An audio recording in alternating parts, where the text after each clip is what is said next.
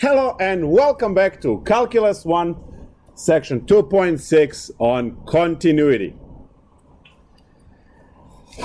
We are going to talk about continuous functions and discontinuous functions. Now, the idea is that if you are able to draw a graph of a function in one continuous strike like this, then the function f of x would be continuous. And if there is, let's say, some break or jump in a function like that, call it g of x, let's say, it will be discontinuous.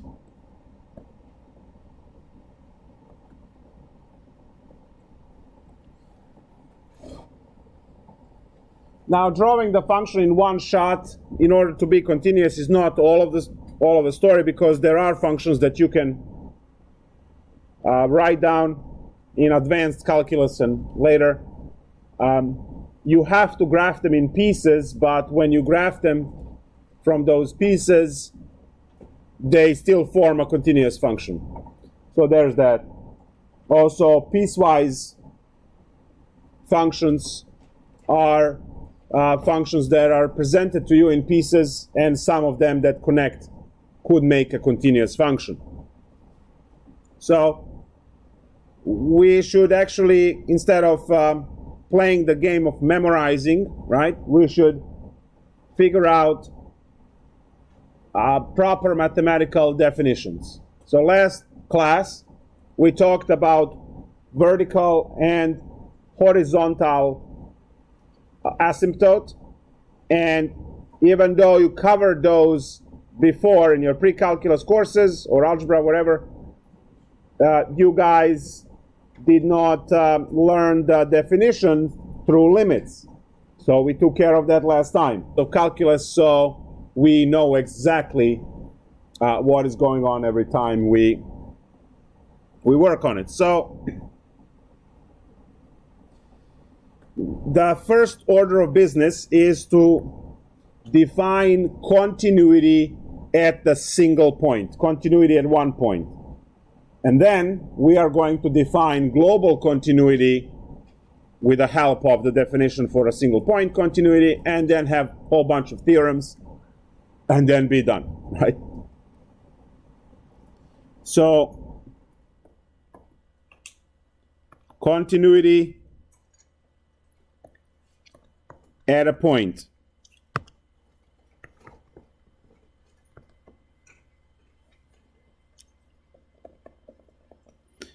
So function f of x is continuous at x equals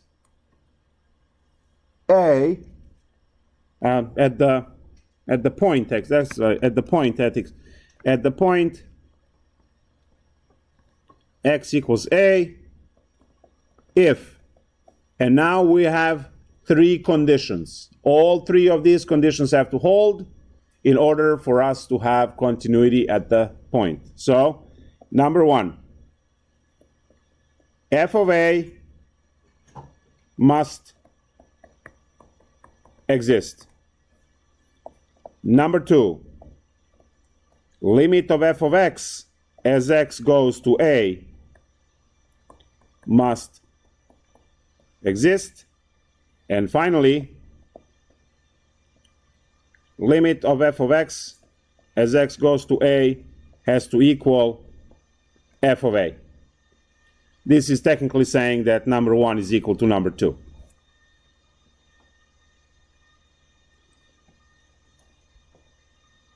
So this is the continuity at a point. And if you need to check for continuity at certain points, you need to run these three calculations. And if all of the numbers for 1, 2, and 3, right, if all the numbers are the same, then the function is continuous. Otherwise, I'll add that here. Otherwise, f of x is discontinuous at x equals a. If any of the three fail, it's going to be discontinuous. So now,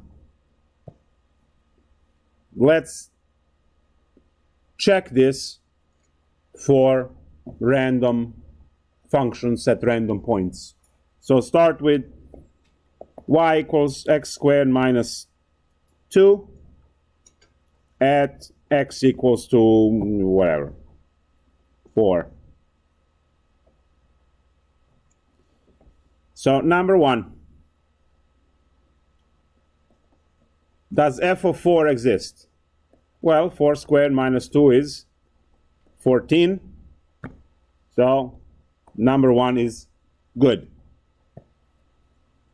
Number 2, does limit of x squared minus 2 as x goes to 4 exist?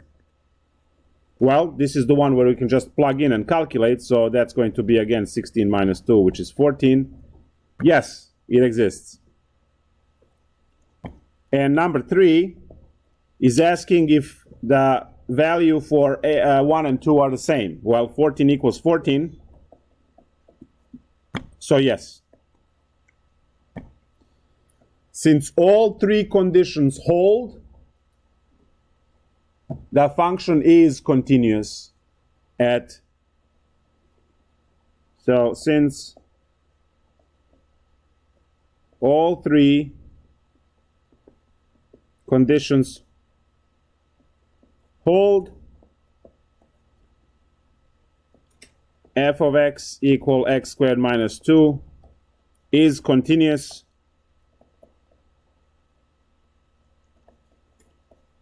at x equals to 4. What if we want continuity at 0? You have to redo all three. If you want continuity at negative 10, you have to redo all three.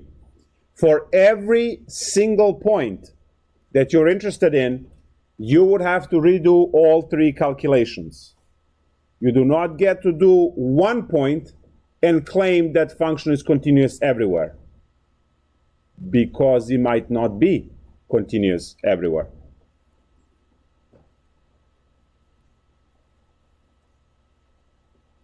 Let's take a look at function f of x equal 1 over x.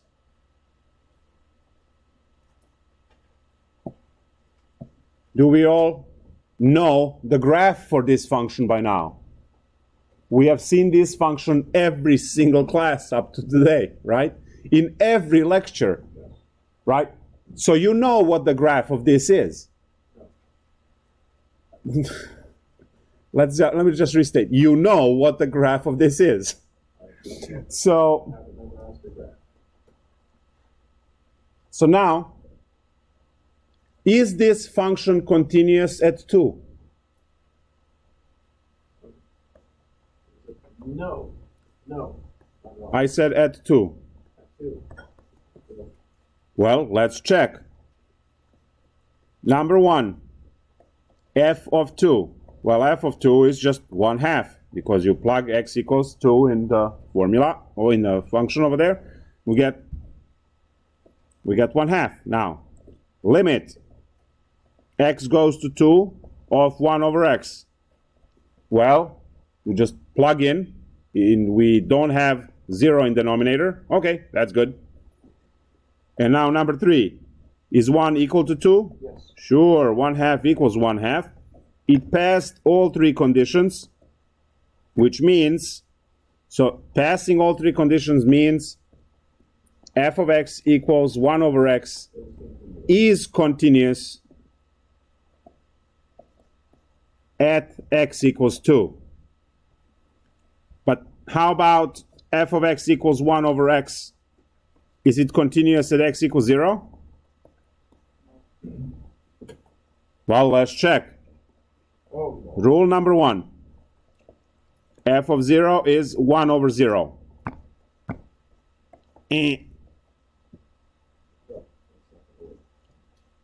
It fails on the first one immediately. Function value does not exist. Immediately, f of x equals 1 over x is not continuous at x equals 0. So it was continuous at 2. It's actually continuous at every point except 0. So now we see that continuity at the point is checking just that one single point, completely ignoring and disregarding everything else. And if you hit the problem point, well, in that case, you know that the function is discontinuous at that particular point. So this idea of continuity at the point is helping us define global continuity of the function, because now we understand that each point is for itself, and just like in life, right, you need just one person to mess everything up for everyone else. Same thing here for points. If you have one point that where the graph is discontinuous, the whole graph becomes discontinuous. That joke was in reference to SJWs. So now, we have global continuity.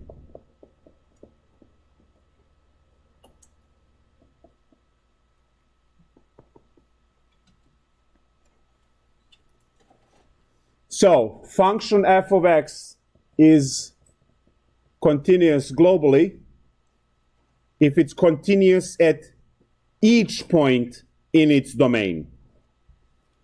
So function f of x is globally continuous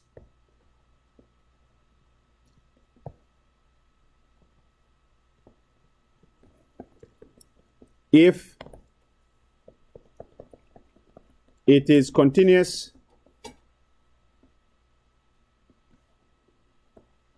at every point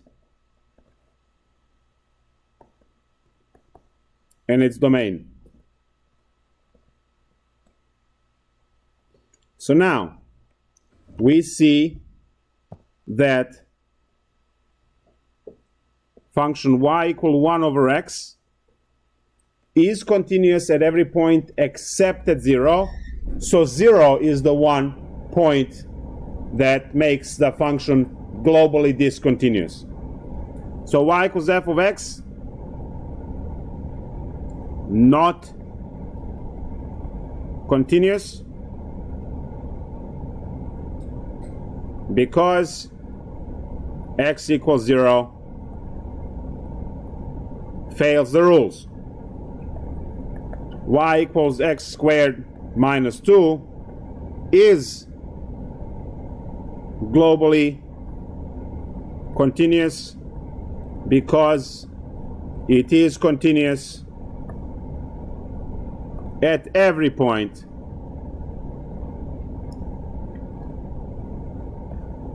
in its domain, and its domain is negative infinity to positive infinity for polynomials. So global continuity is helping us with the continuity of the entire function. Continuity at the single point deals with, as the title says, with a single point. Now, in some cases, we can work with discontinuous functions. In other cases, we can't. So we need to know which functions are continuous and which functions are not continuous. So now let's take a look at another important theorem that saves a lot of time for us, because it would take eternity for any one of us to calculate every single point of, let's say, a polynomial to show that it's globally continuous. So we have a theorem which you get to cite often when you do continuity proofs, and you will have to do continuity proofs in Calc 2.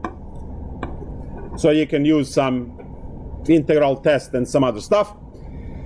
So you will use this theorem to call on continuity of basic functions. So the following functions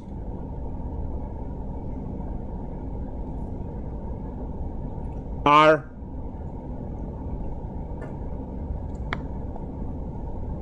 globally continuous.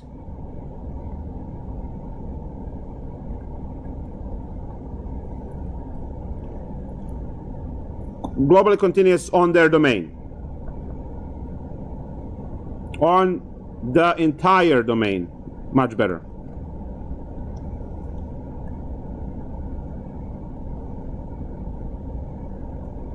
Number one, polynomial. This includes constant, right? Y equals 3. It includes linear. It includes quadratic, cubic, x to the 7th, x to the 107th. All of the polynomials that you can possibly write, they are all continuous. So polynomial functions are continuous. 2, exponential. 3, logarithmic.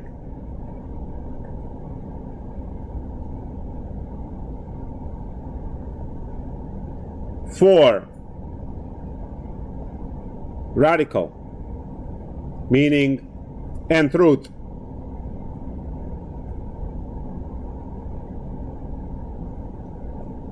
5, sine x and cosine x. The other ones are not continuous. They all have, the other 4 trig functions have vertical asymptotes. So they are not continuous on the entire domain. We can fix that by throwing the rest of the function away rather than the principal period, but we'll deal with that when we get there. So these are the functions that you studied so far that are globally continuous. Now, I am also going to include, but you have to be careful, rational function. Only in some cases rational functions are globally continuous, and that is when denominator cannot be 0. For instance, so let me give you, I'll put here rational function, and then I'll put these warning signs. Denominator cannot be equal to 0. So let me give you an example of that. If you have f of x equals, let's say, x plus 3 divided by x squared plus 1. Great. Good. Continuous. Because x squared plus 1 equals 0 has no solution,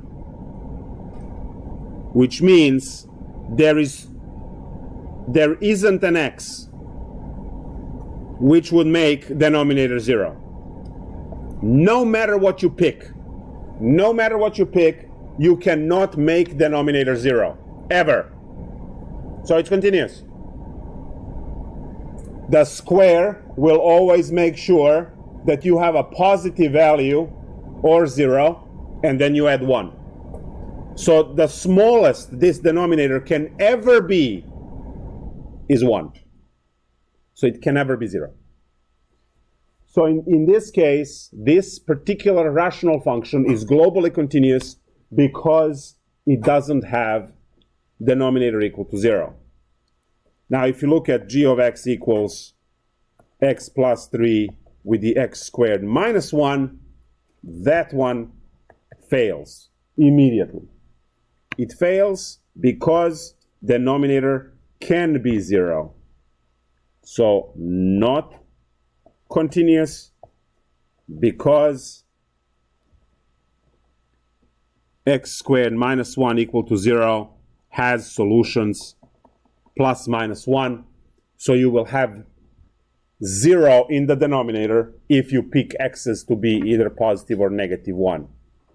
And in that case, the continuity fails because you have 0 in denominator. We know that 0 in denominator most likely means, not always, but most likely means vertical asymptote. And if it's not vertical asymptote, it is horizontal asymptote. No, open circle.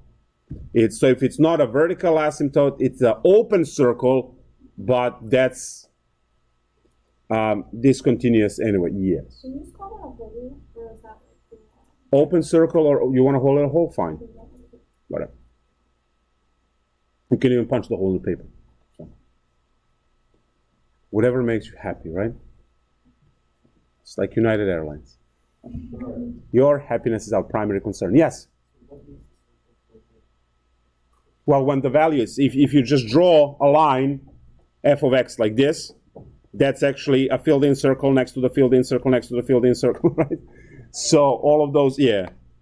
Right, so that's, we use the open circle like this just to signify that there is a value missing.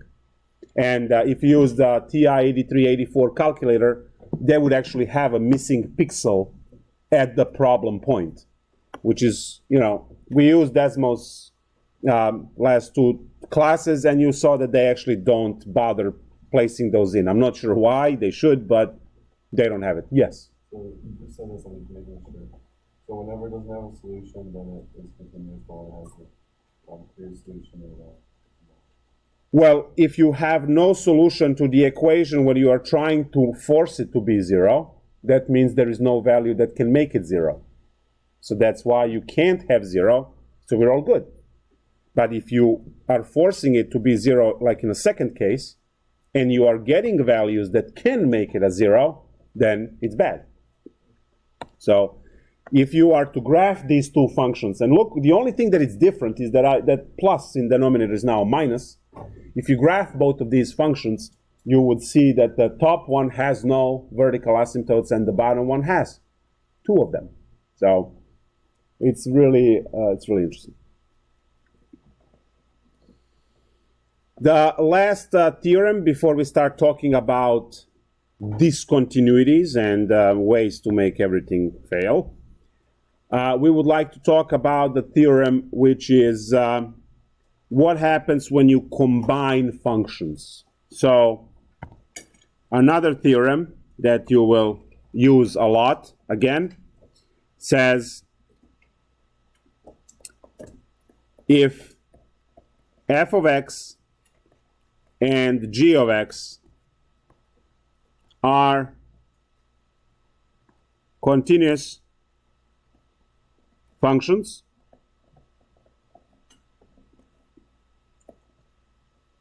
then function combinations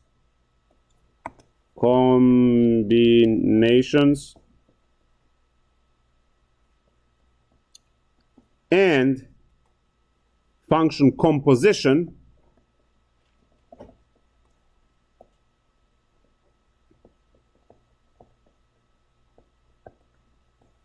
are also continuous.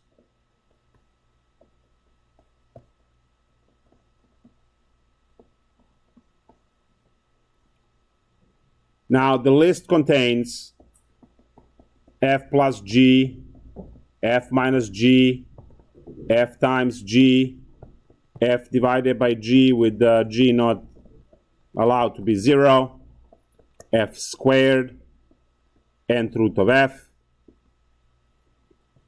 and finally f composed with g or g composed with f, whichever one you get.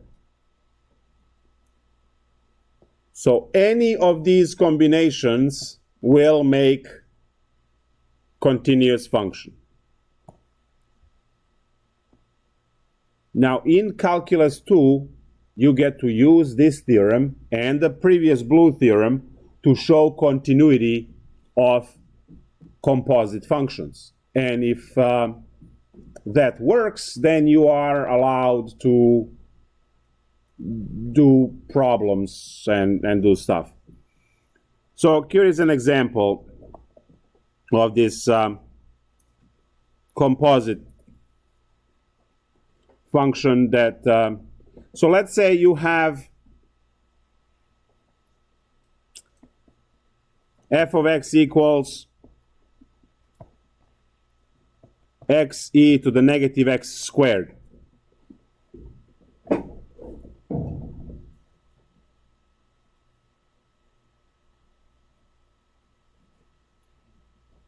Now, what we are going to do here is about 10% of what the actual Calculus 2 problem would be that has this piece in it.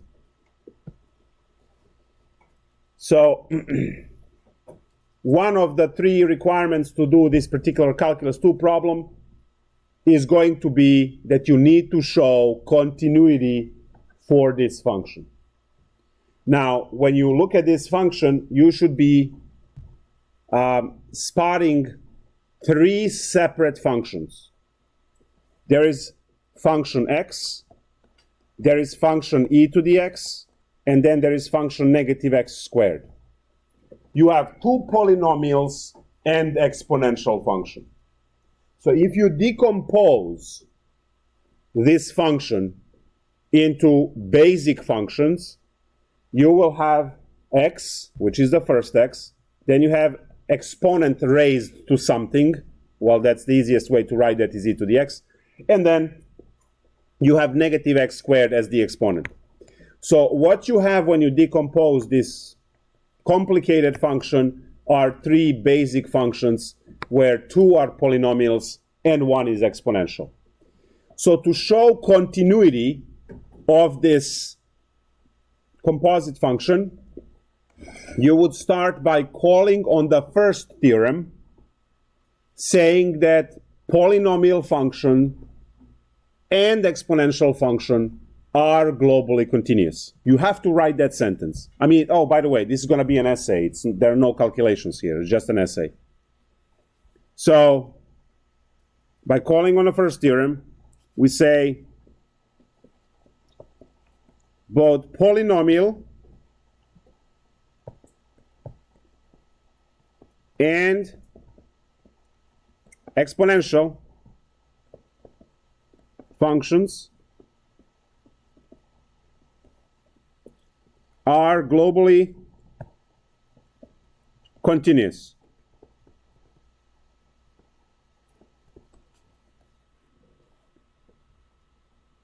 So this is you calling on that. The next sentence is going to call on the second theorem in blue, which says that function combinations and function composition of continuous functions produce continuous function. So, next sentence says function combinations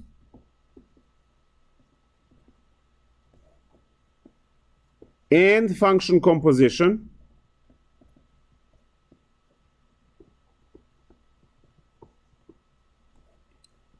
of continuous functions give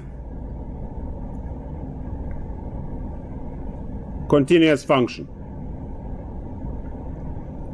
Function combination is when you combine two functions through basic operations like addition, subtraction. So these are your function combinations.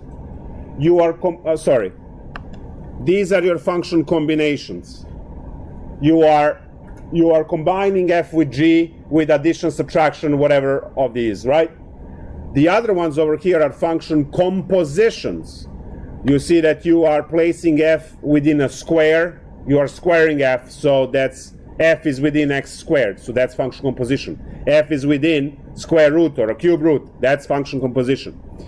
So the first four are function combinations. Can f times g and g times f be rephrased as f parentheses g and g parentheses f? What do you mean?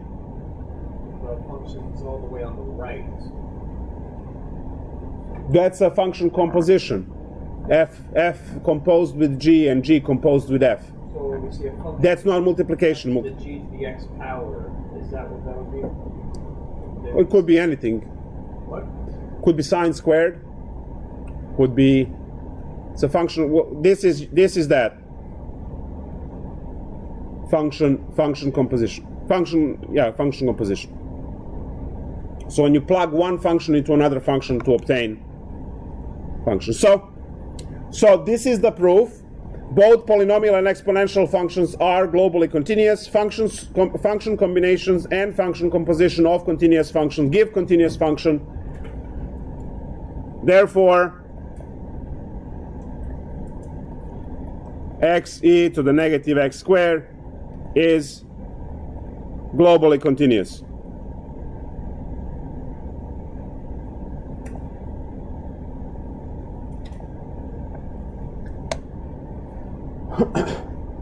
So this is a type of a proof that you need to know, and the great thing about this is you are calling on two established theorems. Now this proof gets a little bit more complicated. I mean, you have to write more words if you are trying to show the f of x up there, because you would have to establish first sentence again that polynomials are continuous. That sentence stays the same. Then you have to say that function combination is continuous, but since you have division, you have to make sure that the denominator is not equal to 0, which is when this kicks in, and then you prove the continuity because it all holds. So that proof is a little bit spicier, but it's still the same proof. You establish continuity of each basic individual function, and then if you have division, you have to deal with that as well to prove the denominator cannot be 0. So let's say you're trying to prove that g of x is, so you're trying to prove that. So for the last step, you would put that everything is correct in the first step, but for the last step, then you'd be like, okay, but it's not. No, you can immediately state that function is discontinuous because denominator is 0. You're done. Okay. There is no need to go into 30-minute, right? 30-minute essay just to, turn around in the last, right? Yes? To that point, so for the f of x, your proof literally stops at what you wrote right there, and it continues because x squared plus 1. Yeah, but you actually have to have the other. So technically, the proof for that f of x that you currently see, proof would be exactly what I have here, and then you would have to add this before you claim global continuity. So there is an extra piece because it's a division, right? Division always has to include the proof that denominator cannot be 0. So that's the part. And in a case of this problem, right, as you asked, right, and noted, there is no need for you to go through all of the continuity arguments because you already see it's discontinuous. So just say why it's discontinuous and be done. Because, as I said right earlier, it takes only one thing to ruin, right? It's easy to destroy, it's hard to build. So that's why to show that something is continuous, you have to do hard work, right? To show that something is not continuous, you just need to find what's wrong and everything else falls apart. So far, we talked about continuity. We did show some discontinuities, but we talked exclusively about continuity, making sure that we know what it means for function to be continuous at the point. Then we said that if the function is continuous at every point in its domain, we say it's globally continuous. Then we made a list of all functions that are globally continuous. And then, well, all the functions that we know, there are thousands of functions. These are just the ones that we play with. And then we had the theorem which states that combination of and composition of continuous function gives us continuous function on the other end. Now is the time to talk about discontinuities.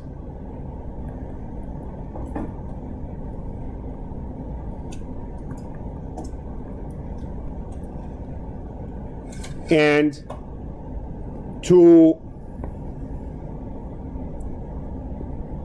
look at all the possibilities we have, we are going to draw three graphs next to each other.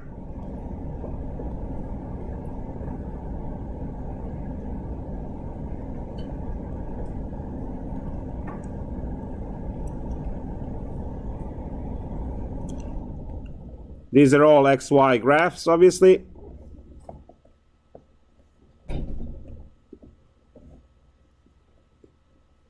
And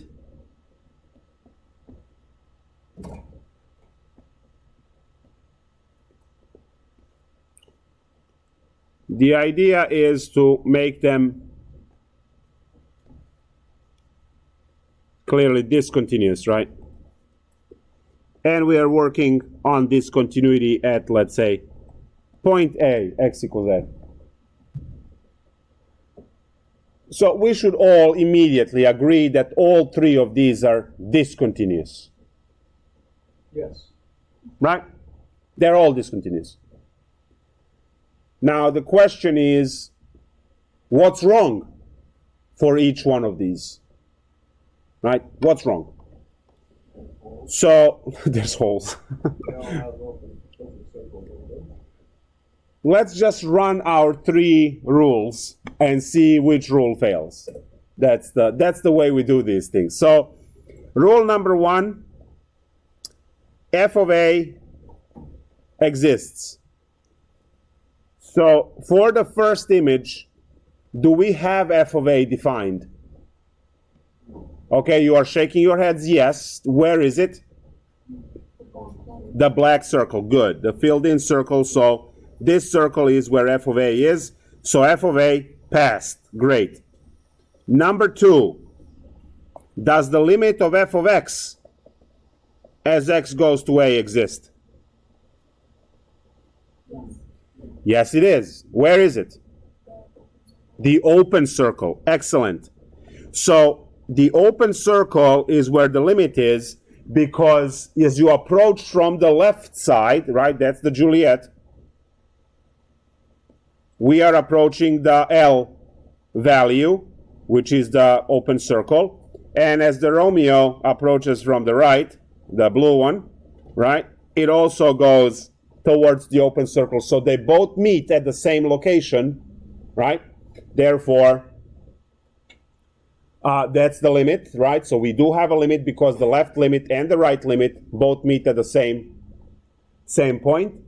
And now the third point is if these two are the same value. And clearly they are not. So f of a is not the same as L, which is where the failure is. So it fails on it passes the first, passes the second, and then it fails on the third for the first picture. Second picture. Do we have f of a? Yes, we do have f of a, because that's the black circle here. So our f of a exists. Great. So passes the first point. Do we have the limit? No. So this is, here comes the spoiler, right? This is the Juliet from the left and the Romeo from the right. And they miss each other by an inch. And obviously that is the solution. That's young people, just dumb. I'm sorry if I ruined the story, but by now you should know.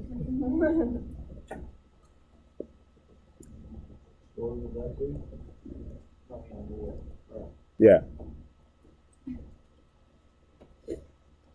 And for all of you that are watching this live, thousands of people, they die at the end because they're stupid.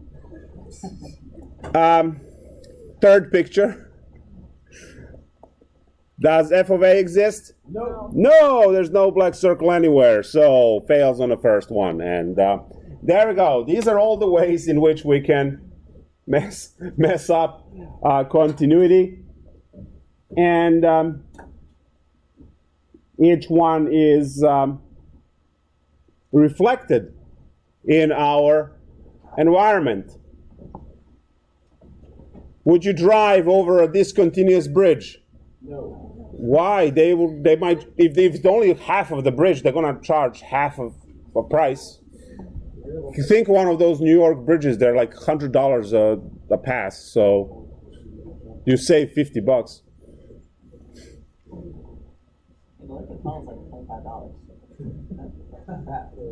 Yeah, I would make it $25,000 because no one should be going to that dump of a city. Have you ever been there? It stinks and it's disgusting and it's terrible. And it's way too many people. So I don't care. It can be $5,000. I'm still, I don't care. Anyway. You have Philadelphia if you want to see a city. I like Philadelphia. Go there. I like Philadelphia better. Yeah. I think it's a better. It's easier to move around and it doesn't smell. There's that too.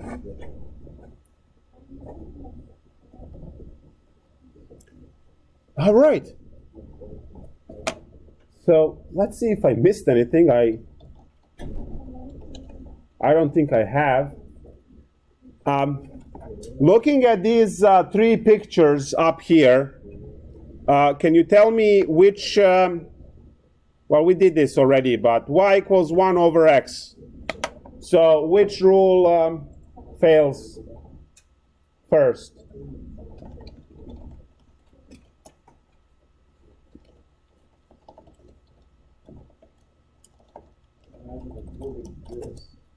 Exactly. Function value at 0 does not exist. Therefore, rule 1 fails. And that's that. So for most of the functions that you guys know and love, that's the rule that fails first. So 1 over x squared, tangent x, they all fail because the function value does not exist. You have to go distance, right, to define a point somewhere else and then claim discontinuity that way. All right, let me just see real quick if we have anything that is not covered.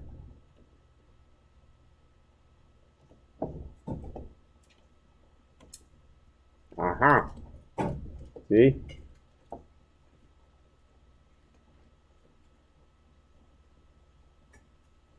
I forgot to mention about the inverse function. See?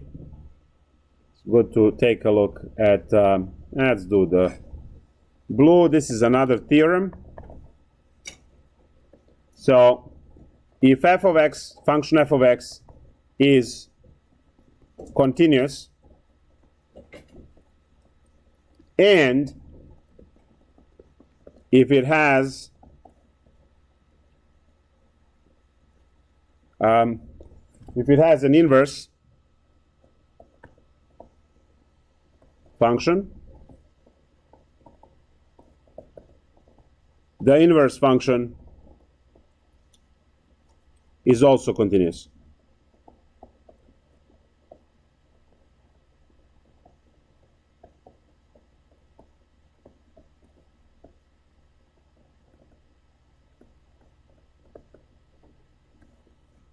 So I forgot about that, which helps us with inverse sine, inverse cosine, inverse tangent. we actually already have exponential and logarithmic function both listed. Logarithmic function is inverse of exponential and vice versa. So that's good. All right, the last concept for this lecture, and then we're going to go for a break, is intermediate value theorem, which is something extremely important that we never use. Directly, let me add that word. So, intermediate value theorem.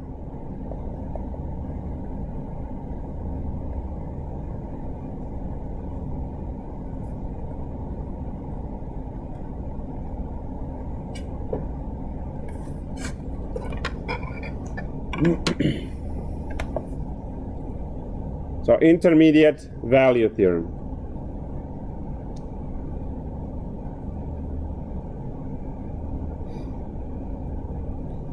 So, suppose f of x is continuous on interval a, b.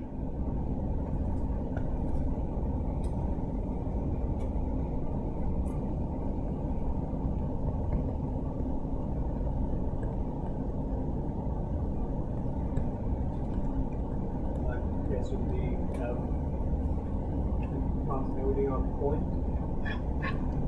No, if it's continuous, that means globally continuous. And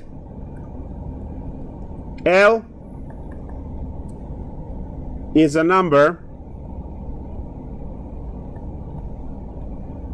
strictly between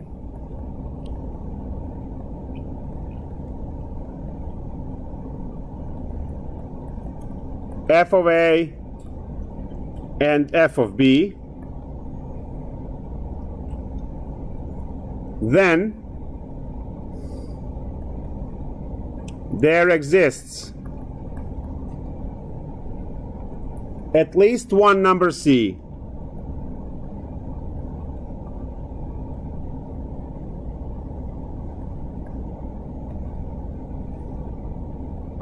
in AB satisfying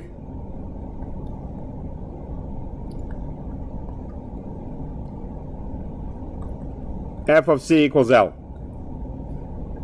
It doesn't sound like much when you see it in words,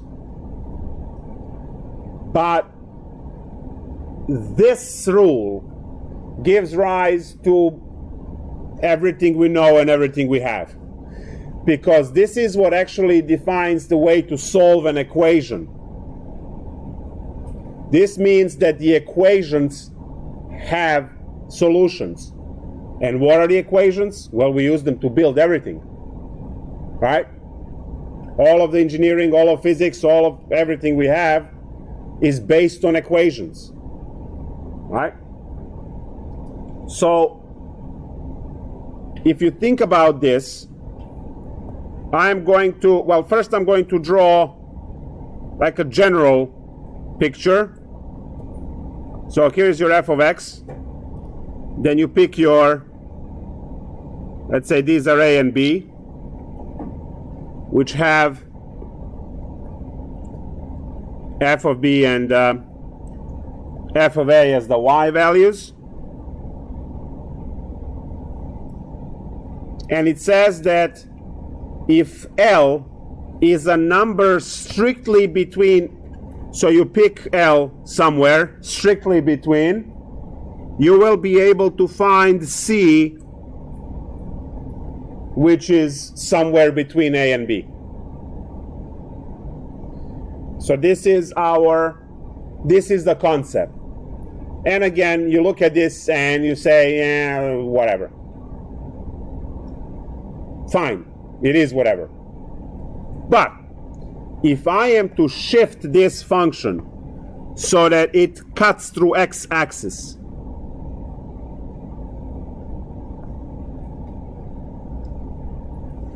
and then pick A and B on opposite sides, so you have your f of B and you have your f of A, Do you see how you picking L to be 0, it guarantees that the solution, also known as root, is at x equals c. So your equation is guaranteed to have an answer. Last time I mentioned equations in physics, and I mentioned the Ohm's law with current is equal to voltage divided by resistance. Well, any of the three, you can write it as voltage equals current times resistance. Any of those three variables could be the unknown x, creating this as equation. And this rule guarantees that that equation can be solved and that there is a solution of some sort so that we can actually build all of the electronic devices. And if you think that's trivial, I'll hold on to your phone till Tuesday. Come on, cough it up. No? That's what I thought. So very important, right? Good. Now, you can use this rule to actually find the root of a function to any precision you want.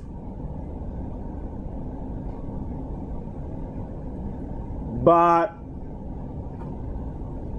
it's very tedious. The process is amazing for, let's say, killing time or developing a carpal tunnel from writing, right? What you do is you pick two values around the root, and then you keep computing and keep guessing the intervals, and eventually you will go down to a single decimal, and then you start cutting the next decimal into pieces and so on. It's an interesting process. It just takes forever, and I know how great your patience is. So, if you want to know what the cube root of 5 is, for instance, you can compute that by hand, but it's going to take a long time. Because all you need to do is to keep picking the values, and you are looking at f of x equals cube root of x, and you keep picking the values. So you start with the interval, let's say 1 and 2, because your cube root of 5 should be somewhere between 1 and 2. How do I know that? Well, if cube root of 5 is some value that I don't know, call it x, then that means that x cubed is equal to 5. 1 cubed is 1, and 2 cubed is 8, and 5 is in between. So that's how I know that I should be looking at 1 and 2. So now I calculate these two values, and then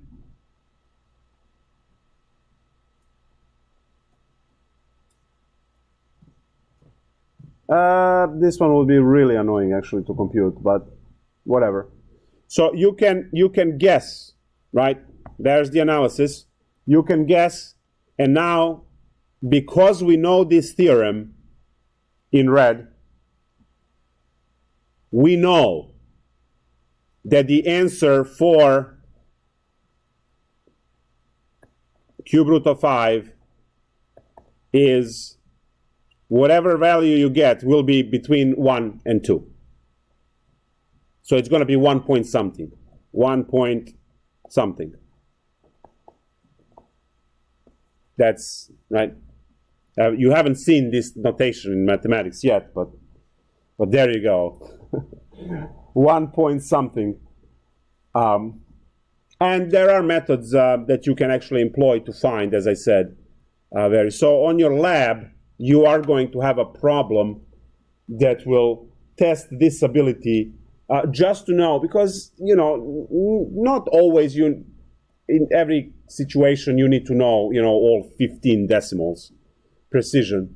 Sometimes you just need the ballpark, right? Especially if you're engineering, right? Just go home and try to find the right angle anywhere. You're not going to find it, right? We lost that ability to build anything that actually has a right angle. We do have all the lasers and stuff like that. That has been lost for thousands of years. The pyramids are the last things that we built where you actually have right angles. The rest is, go home and try it to see. It's going to be wobbly. Anywhere you put the triangle in, it's never going to be 90 degrees anywhere. Which is why your furniture doesn't fit. And your closet doors don't close properly.